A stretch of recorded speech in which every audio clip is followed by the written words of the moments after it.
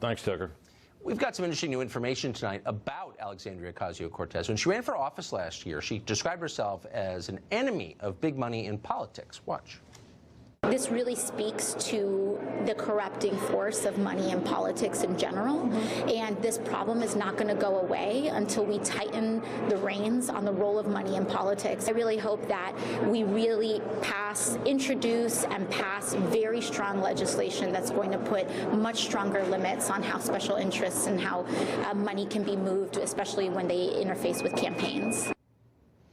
Yeah. She doesn't like when money moves and interfaces with campaigns. Of course, Ocasio-Cortez is also a sworn enemy of carbon, but that didn't stop her from taking hundreds of Uber rides when the subway was just a few feet away. She may feel the same way about money, for you, but not for her. A new FEC complaint accuses Ocasio-Cortez's chief of staff of diverting $1 million in donations into private accounts, apparently to obscure how that money was used. If true, the complaint could result in prison time. Ocasio-Cortez was confronted about this allegation today, and here's what she said. There is no violation, so there's no violation. Do you think that's a sign of you taking dark money? Oh, no. I'm 100% people-funded. Thank you. She's people-funded, she wants you to know. Speaking of people-funded, Melissa Francis, who hosts Outnumbered, also one of our all-time favorite people on Fox Business, joins us tonight for an update on this story. Hey, Melissa.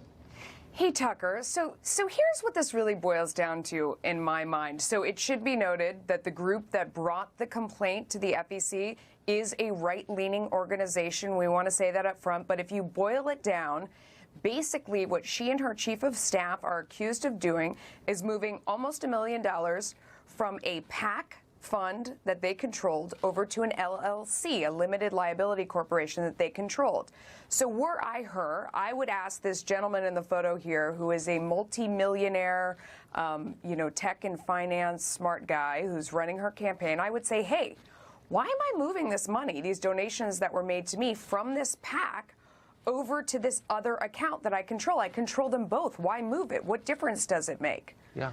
Well, one difference could be, look at the rules that govern both. And the rules that govern a PAC are very clear and much more strict about how much you can spend, where it came from, what you have to disclose, how you list things.